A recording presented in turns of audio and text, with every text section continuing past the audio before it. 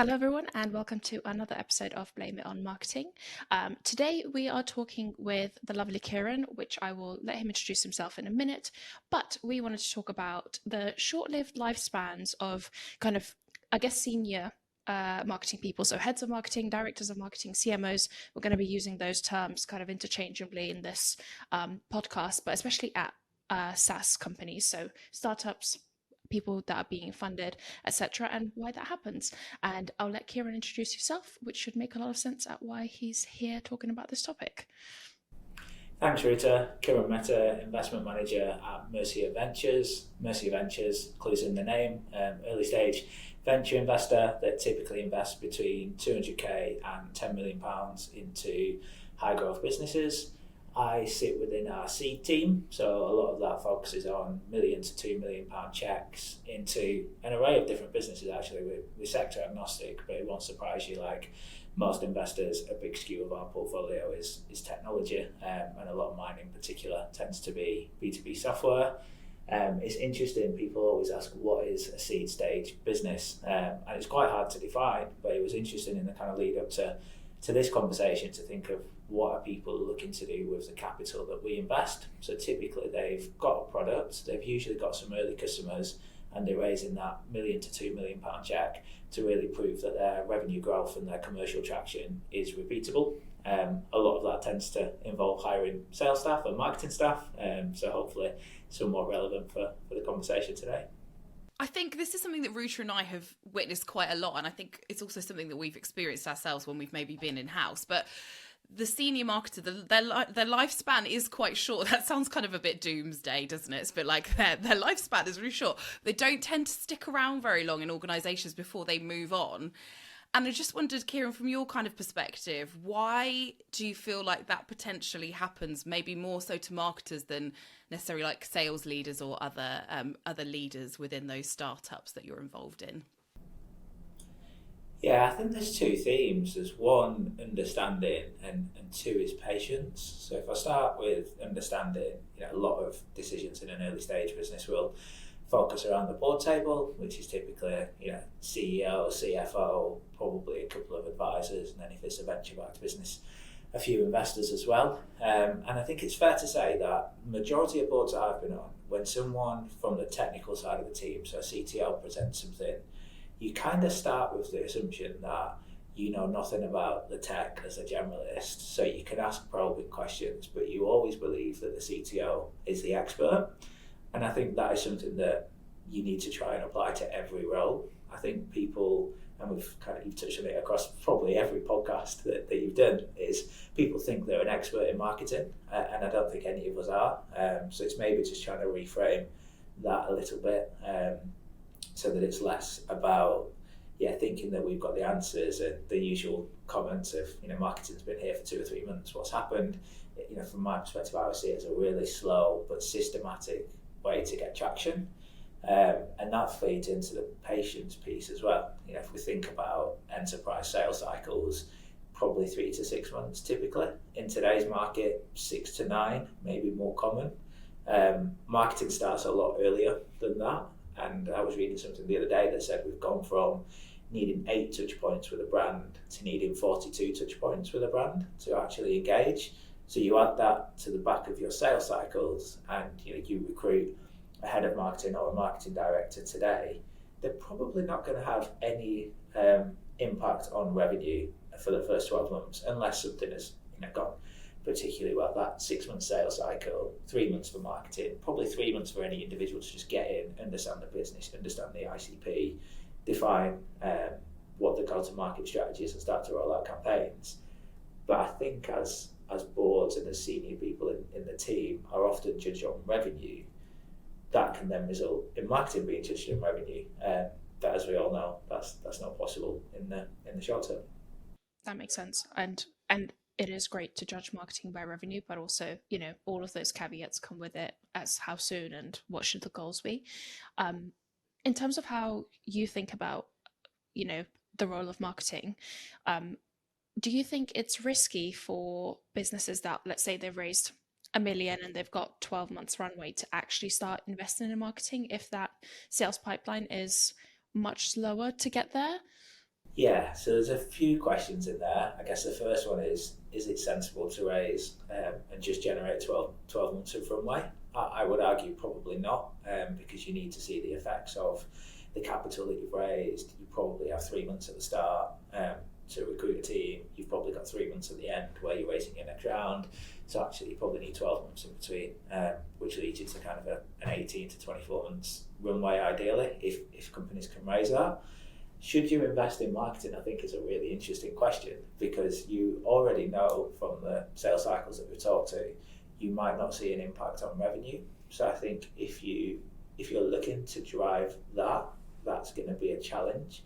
But I think ultimately, as we've seen with some of the businesses that we've been involved in, it's almost impossible to build a £10 million plus ARR business unless you've got a really successful marketing flywheel.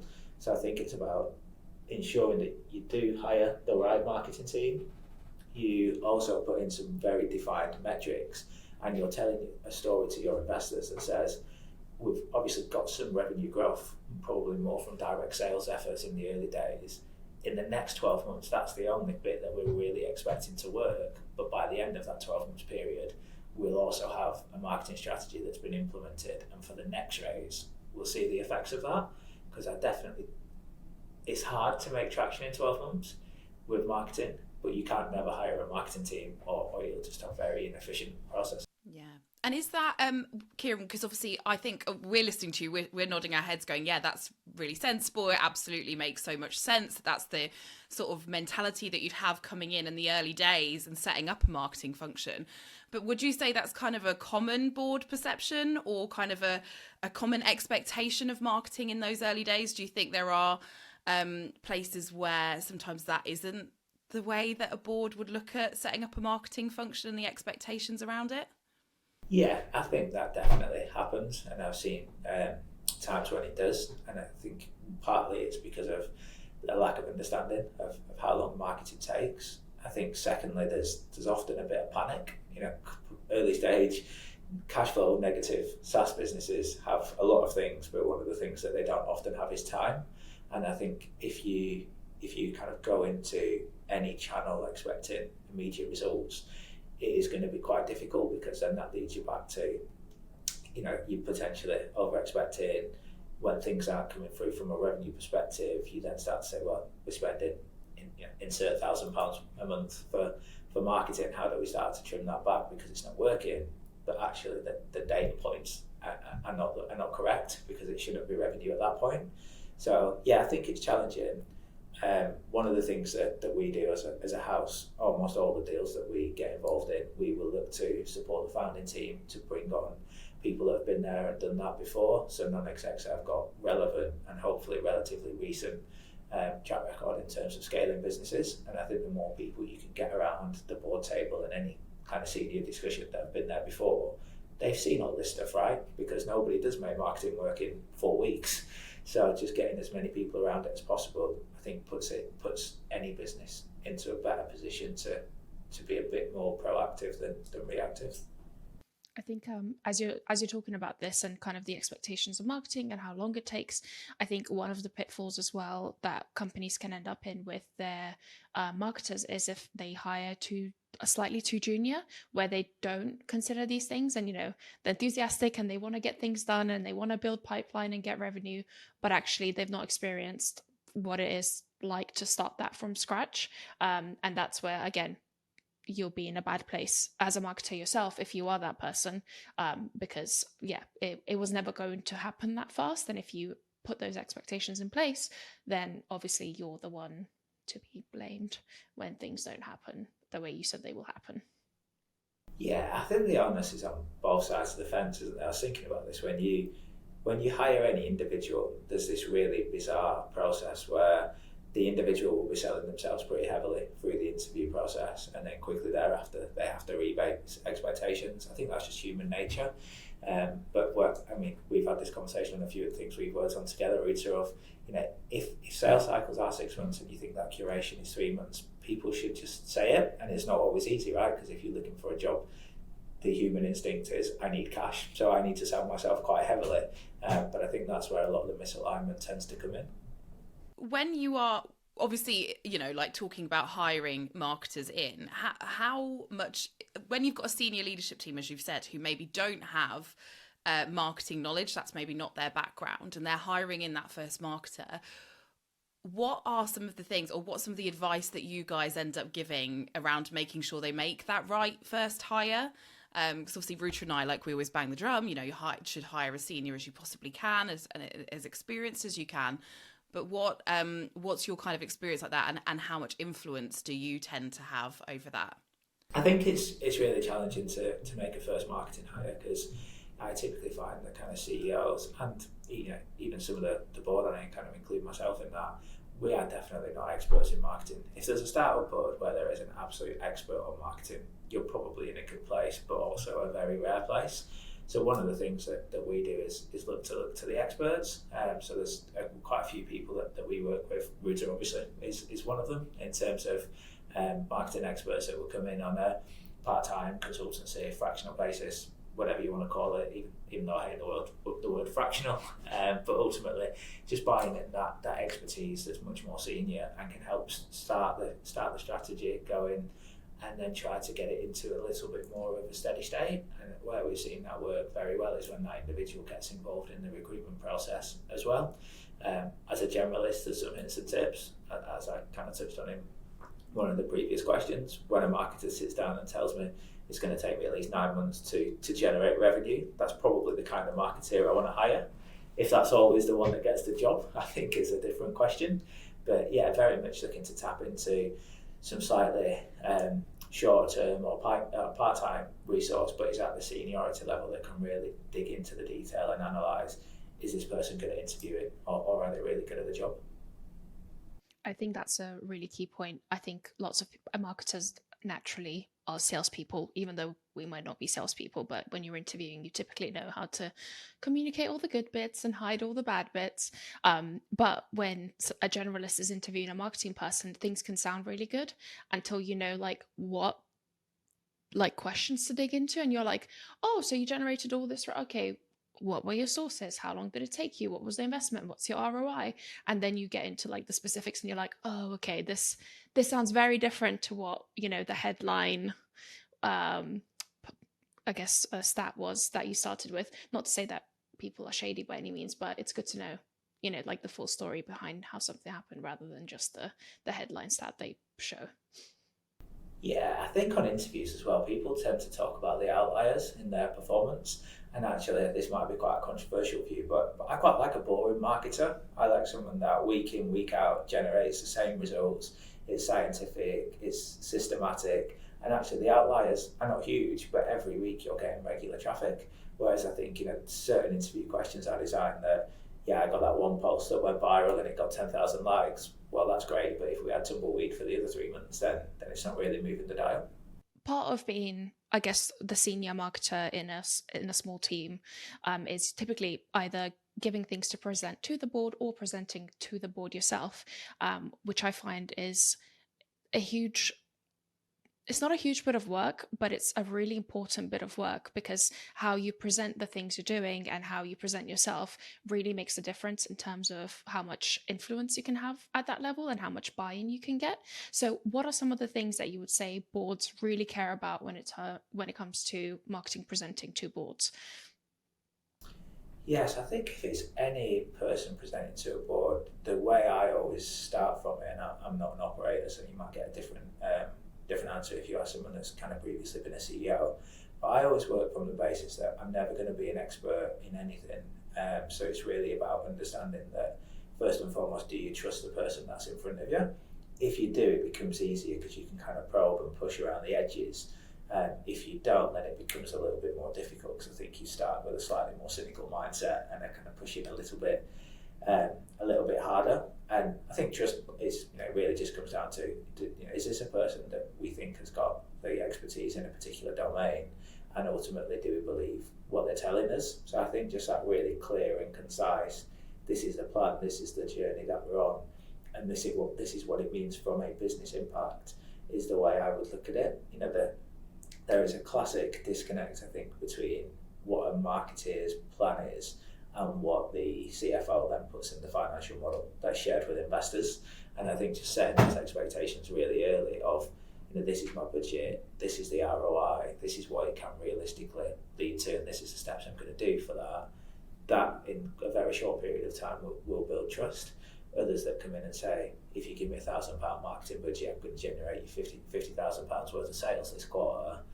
You're not going to have too many quarters before people start questioning if they should be listening to you.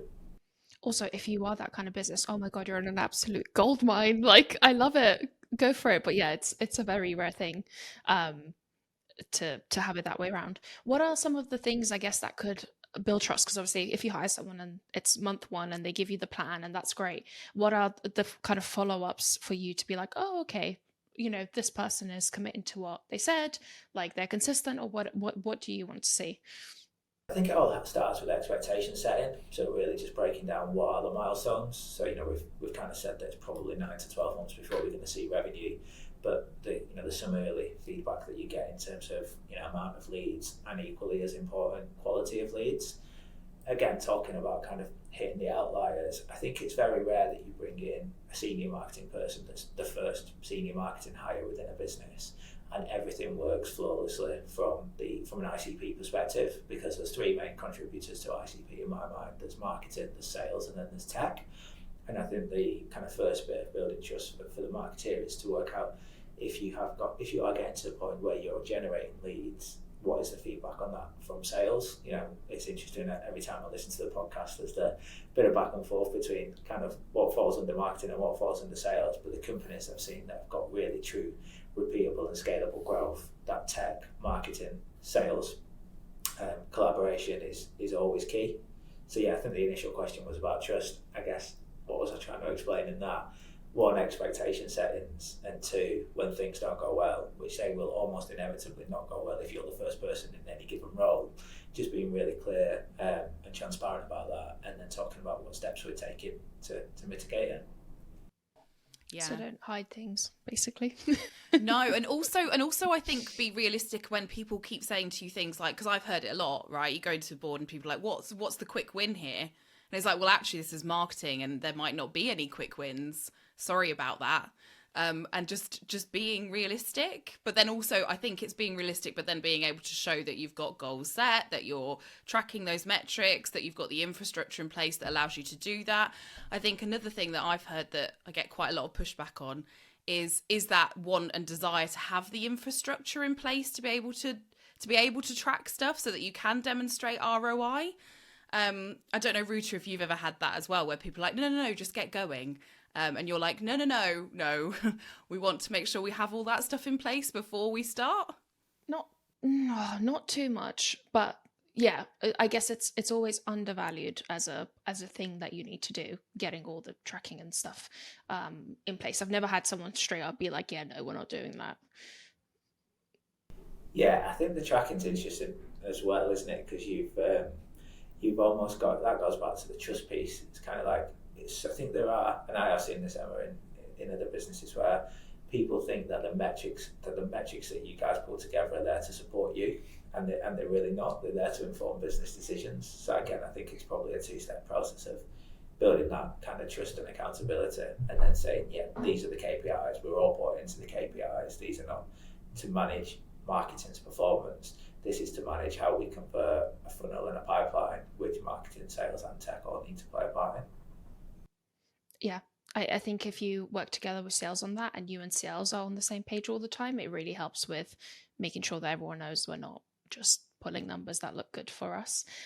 But also one other thing that I always get feedback on my board presentations is the fact that I always report a same basic set of metrics, and then I'll add stuff that's relevant for what might have happened, but making sure that you're always saying, this is how much pipeline we generated, this is how much revenue we got, this is how we're getting through our goals for the year, what has made progress, what hasn't, etc. And just being really consistent with that, because that's what allows people to see that you're on track or not on track, and then you do something about it. But it is, if you can imagine, like apart from your internal board members, your external board members are probably doing 5, 6, 7, maybe dozens of these per month, and it's hard to keep track of the numbers in their head. So if you're reporting consistently on the same stuff, it's much easier for them to be like, oh yeah, I know what's coming, I know what's happening here and what it means. I think you've really got into the mindset of a board director there, Ruta, that's got a lot of boards and not always a lot of time. So yeah, I love to see that. It's similar on pipeline docs from a sales perspective. This month's number alone means nothing, and I always ask most of the companies that I'm involved in, can we have this month's pipeline and last month's pipeline? So yeah, tapping into the psychology of someone that's a little bit time poor sometimes always helps. I think it's the same as a consultant. When you work with several clients, you always need that little extra bit of context. So I can imagine if you've got, people that you're not even working with like on a few days per month, but like you're literally seeing them for that 2 hour slot and then you're off. It must be really, I couldn't remember anything myself. Like I know that. So if especially in the early days of a company, and we see this a lot, is that you have a marketer who's maybe reporting into a sales leader, or maybe someone has hired in a slightly more junior marketer with the idea that they might eventually become a head of marketing or director of marketing. So when that person inevitably, and I would assume they're probably hopefully quite an ambitious marketer, wants a bit of face time with either the senior leadership team or the board, how would you suggest they go about getting that? Because I think we would definitely, if we were in those situations, be pushing for FaceTime so that we can, give you that kind of oversight on what's actually happening. So what are some of the things that marketing can do to get in front of you guys? Yeah, that's a really good question, and I think it works differently for different businesses. So most of the companies that I'm involved in, the kind of board discussions tend to be very focused in terms of the main kind of part of the agenda. And then where I see it work really well is you've almost then got one roaming agenda item, which is typically tech sales and marketing. I think ultimately, every board that I'm involved in, they want to speak to the experts directly. So, certainly ensuring that marketing is on the forefront of that agenda, even if it is once a quarter, and then asking if you can be in the room to present that. I think there's a whole different debate around, does marketing report into sales and what is the role of a CRO and everything else, but I think the person that's in there driving the marketing strategy definitely needs to be involved in that board discussion. The next piece is, and this is maybe a little bit more of a personal one, most of the boards I'm involved in, I'll typically work out of the company's office for the whole day. I think it just gives you a really good feel for culture, what's going on, and it makes you relatively available for the team. So if you've not got a slot in any given month, or if you do find that you work for an individual that kind of doesn't want to put you in front of the board for whatever reason that may be, if they're in the office, they're always interested to know what's going on. Just walk up and have that conversation, and you'll quickly find if that conversation is what the board member wants, you'll probably get invited within a couple of months thereafter.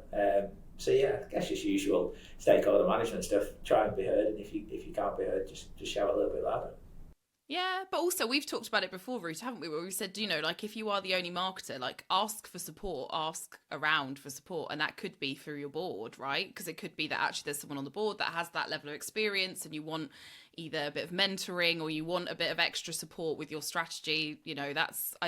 I think there's maybe a little bit of a perception thing about who the board are, and there's like probably a bit of fear with most marketers around, oh my God, there's all of a sudden generally a group of men in the office, and now run for the hills. I don't want to get involved in that conversation. But actually, I think quite a lot of marketers could probably benefit from reaching out through. It might be through the CEO or the CRO to the board to get some extra support.